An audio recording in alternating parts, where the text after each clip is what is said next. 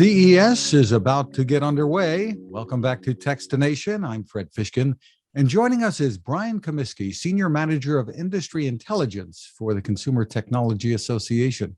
Great to see you, Brian. Great to be here, Fred.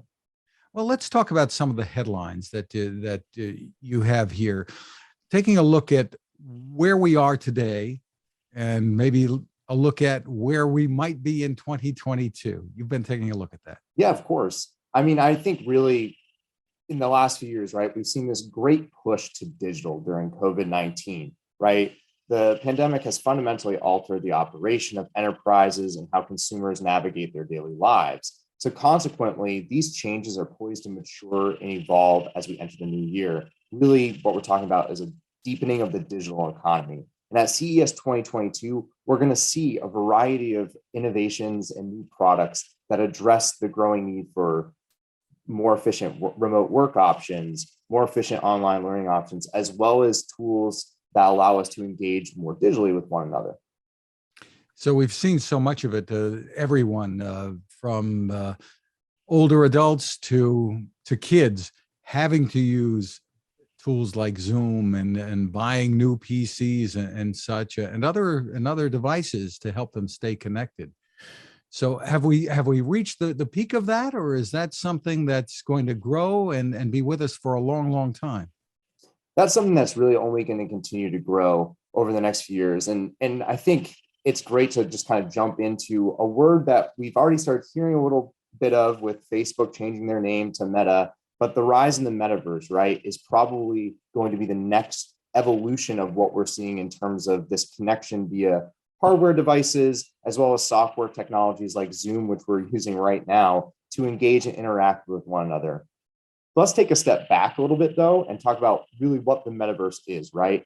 At its core, it represents the next generation of the internet, which combines VR, AR, and other various technologies to create a shared digital universe. At the end of the day, it's going to go from us talking and seeing each other on each other's screens right now to feeling as if we're in the same digital environments. So what's going to be exciting about CES is you're going to see all the various approaches that companies are going to be taking to usher in this next generation of the internet. And if I may, I'll highlight three of them really quickly. There's the hardware approach. I think a lot of people think of this, right, as strictly AR, VR headsets, which are great, but much of that focus in AR and VR headsets are going to be seeing a growth of 46% at a compound annual rate in terms of headset shipments per our last industry forecast at CTA. But the Metaverse can be accessed via other hardware gateways, and smartphones in particular are going to be very crucial for augmented reality apps. And Samsung, who's going to be at the show, is going to be displaying, I'm sure, some of their innovations in the smartphone space. Beyond hardware, you have the software-based approaches, right? So a lot of people think of video game systems like Fortnite as these digital sort of environments, but you're going to have companies like Snap, who will be at CES, where they've pivoted their lens technology from simply being filters for photos in their application to allowing you to do a digital wardrobe and try on clothes. They have a partnership with Gucci now that will allow you to try on some of the wardrobe items there. And then finally, the third base approach is going to be crypto based. What's exciting about CES 2022 this year is we're going to have our new digital assets exhibit at C-Space at the ARIA, which will feature things like cryptocurrency, non-fungible tokens or NFTs, as well as other blockchain based technologies that are going to be the core of powering the economy of this digital environment alongside real world currencies. So really what we're going to see here is this popularization of the blockchain and crypto, and Atomic Form and FTX are going to be some key exhibitors to watch at CES 2022 in that space. This really is a major shift. It's almost like a different language that you're talking about today when you talk about the metaverse and the cryptocurrencies. This is all brand new to so many people. So explain to them why there shouldn't be maybe a fear of this or deepen our understanding of what this is all about. Ultimately, I think the metaverse is about connection at the end of the day. And I don't think that's anything to fear. An example I really like to use is how Skype has evolved with the internet over the years. If you recall, when you first were using any sort of online based calling, it was you bought your hardware accessory for your laptop of a microphone, right? That has emerged to you where you can see the person you're talking to on screen while talking to them over the internet. That's improved to being, there's less buffering now. It's a lot more seamless when you do these calls. The next stage of the metaverse is when you're calling a loved one across the internet like this, you're going to feel like you're in the same room with them, not just because you have the rendering of a digital environment around you, but you have advancements. There's a company called OWO that's going to be at CES 2022. They're developing a haptic vest. So this is a vest that allows you to feel sensation based on a digital experience. So imagine this to the logical extent of the Skype example, right? Imagine being able to wear some sort of haptic technology while on a call, and you can now feel the hug of a loved one from thousands of miles away. So to me, it's all about just connection. And if anything we've learned in this pandemic, when folks have been separated or isolating, we're human beings. We crave social interaction. So I think the metaverse is really just the logical next step to help really continue to bridge that no matter where we are. CES has always been a place to go to for gee whiz stuff. the things that Exactly. really open your eyes. And of course, there's an impact this year still. We're dealing with the pandemic, but it is taking place in person. There'll be plenty of stuff online as well. What are some of the other eye-catching technologies that you can highlight for us? Yeah, of course. Well, I think we all know that CES historically has been a terrific place to see auto innovation, right? But CES 2022, I think, is going to be more than a global auto show. It's going to really describe and display just the future of mobility. And that future is smart and electric. And we'll start with electric first, right? So I think we saw in previous CESs, as well as even on digital CES last year in 2021, an unveiling of more and more companies going into electric vehicle models. And so that electrification momentum is only going to increase in CES 2022. And we're going to see a variety of exhibitors display that. And one I'd like to call out is actually a company called VinFast. This is Vietnam's first automotive company.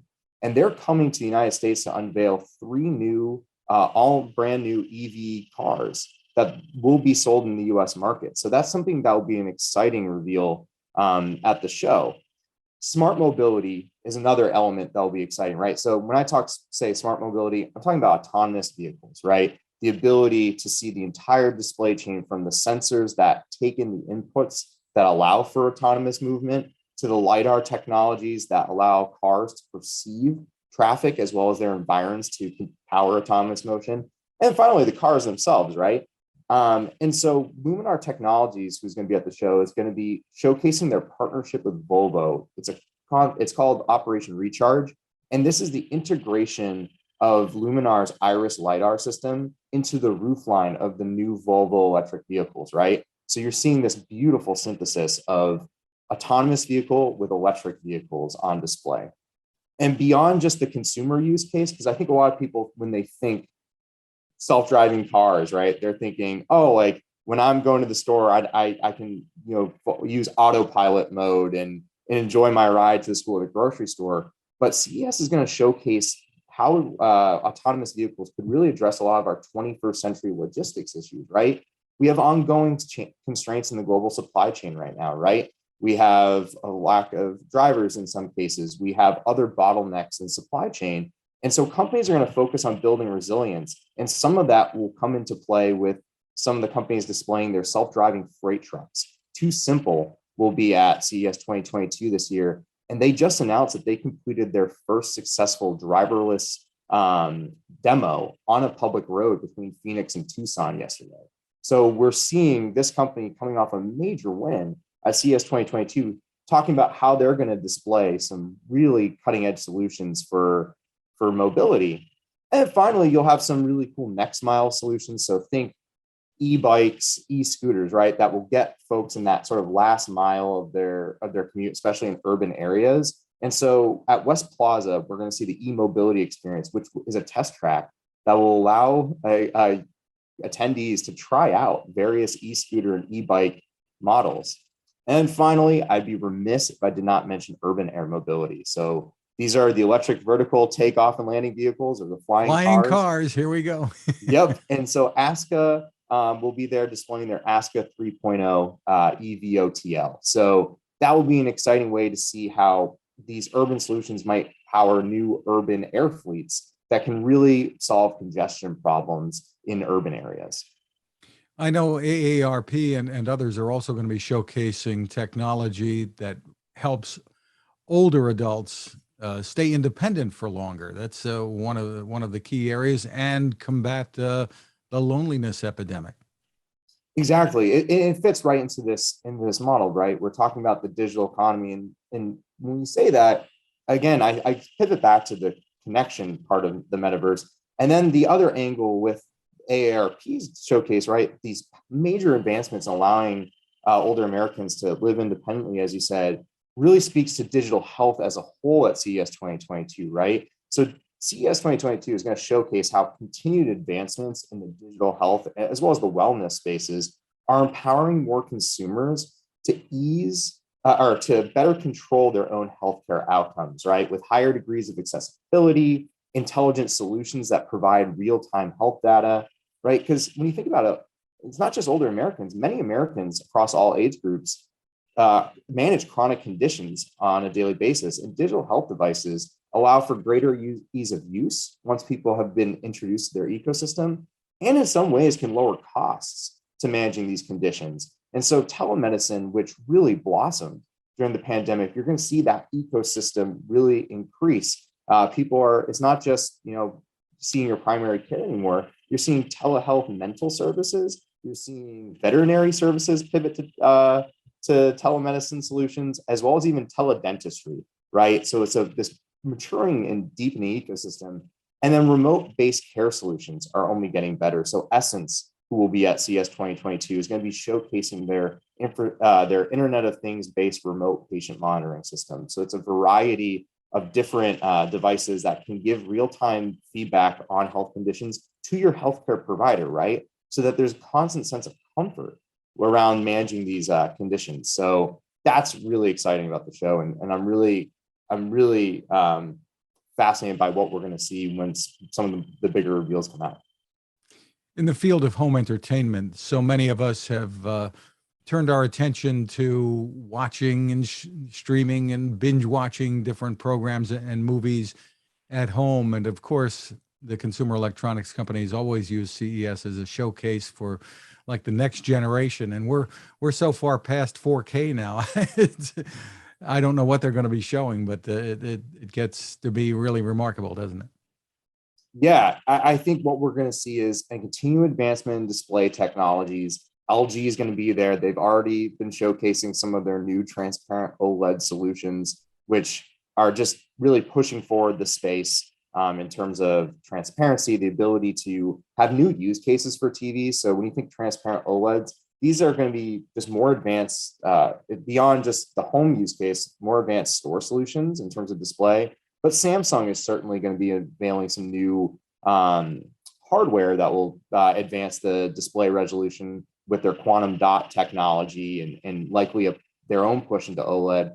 But you've highlighted also at the beginning, you're saying the software approach, right? A lot of people were streaming. A lot of people were taking advantage of the abundance of content that's now available in easy to access options across a variety of streaming platforms. We've seen only an increase in that space. And Warner Media is going to be at C-Space at the ARIA and Tech South at the show. And they're going to be a fascinating exhibitor to watch to see how they talk about their own strategy moving forward. Because we've seen this past year, they've done a hybrid strategy where they've been jointly releasing movies in theaters as well as at home. The Matrix Resurrections being the latest to follow that in the last few weeks. So it'll be interesting to see how they, plot their way forward as we enter a more new normal or figure out what the post-pandemic world looks like as we move into 2022. And so that will be exciting to see. And they also just recently had a consolidation with Discovery. So we might see some more news about what that will look like and what that could mean for the space overall for streaming. We might be on the verge of seeing some more consolidations and more partnerships. You know, you mentioned the supply chain issues that the industry has been facing, so difficult, combined with the pandemic. There's a relationship obviously there. But this is really a story of resilience and continuing the innovation throughout all of this. Even with all of this going on, we're seeing so many exciting new technologies emerge. Yeah, I think what's very clear about it, right? I mentioned the 21st century logistics model. We have Too Simple. There's also even a Russian company, Evo Cargo, that will be at CES showcasing self-driving freights, right? Or these autonomous technologies in supply chain. But you're also going to see these changes at the smaller level. So we know that some of the innovators in sensors are moving from analog sensors, which in a lot of devices, when you're talking chips and sensors, you might need multiple different varieties of chips just to power one object. So a car could take, 4 to 5 sensors for a particular output. So, I need for a rear backup camera, I need all these different sensor inputs, and it might take 5 analog sensors. We're starting to see some of the exhibitors and some of the players in the space shift to a digital model. And by going to digital sensors, you only need one sensor to conduct this output versus 5. So think about what that means from one, just how much more efficient you can build the vehicle, right? Or build a technology that can have these capabilities. But what that means for the chip shortage, right? We've been in a sustained global chip and semiconductor shortage for some time. We luckily did see some relief with some inventory growth over the last few years. And we've seen even the idea of solutions on the table for building more foundries, building more fabrication locations to allow for more chips to be built. But that can take 3 to 5 years to build. So what are companies doing in the short term? And so these digital sensor solutions are things that are happening here and now. There's a Dutch company, Nowie, that will be at the Netherlands Pavilion at CES. They're an Innovation Award winner. They're building more efficient chips that allow for more effective energy management. So we're talking sustainability now within our more resilient chip system. So this is an area that I like to pay keen attention to, because think about how much the chip market in itself and the supply chain issues around that impact a variety of technologies like robotics, AI, and others. So to see innovations that provide near-term and medium-run solutions rather than just long-term at CES is going to be a wonderful display of the power of innovation at the show. Any thoughts or predictions about which companies or technologies are going to capture the biggest headlines here? So I can think of a few that, and I'll say this comes right. This is my opinion in some ways, but I think it will underscore it. But Sierra Space is going to be there showcasing the Dream Chaser space shuttle. This is the first time space technology will be a featured exhibit at CES. And so we're talking a full-size space shuttle is going to be on display over outside of the convention center. So really looking forward to that, because let's be honest, we think when you look up, right, you marvel at the expanses of the universe in a way when you look at the stars, or at least I do. And to see the technological advancements that are going to be on display there, as well as Zero G will be another exhibitor at Space Tech. We're going to see, probably likely some life vest or life support system advancements. So Space Tech, I'm sure, is going to be a showstopper. Another one that comes to mind is Beyond Honeycomb. They're going to be debuting their AI Robotic Kitchen. So we're talking, it is a kitchen that will take sensor input to learn a recipe that you provide it. The AI machine learning algorithms will then build out how to execute it. And the robotic kitchen itself will then just build out your kitchen model. And maybe that's not going to be the consumer's kitchen for the future, but that could be a very realistic use case for enterprise kitchens. There's the rising popularity of ghost kitchens that allow companies and entrepreneurs to provide their recipes at a quicker clip without necessarily having to have a restaurant space. Instead, they can have either a food truck or a trailer-based kitchen. So Beyond Honeycomb is going to be something very exciting to witness. And then finally, the last one is the Indy Autonomous Challenge. I'm a big motorsports fan, big Formula One fan, and I like Indy cars. So we're going to see a race between autonomous Indy car vehicles on the Friday of the show on the 7th. So I'm really looking forward to catching that at the Las Vegas Motor Speedway. And these aren't remote controlled cars, right? This is No, the these cars are with their fully technology built. racing each other.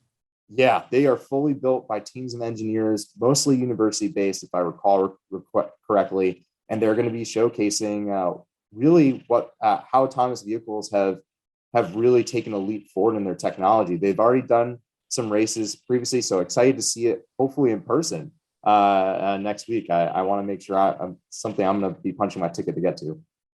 So tell us where people can go to follow along and catch all the headlines. Yeah, of course. So CES.tech certainly is a great place to see exhibitors, what the conference speaking sessions are going to be across the board. If you're attending, make sure you register there, as well as download the CES22 mobile app.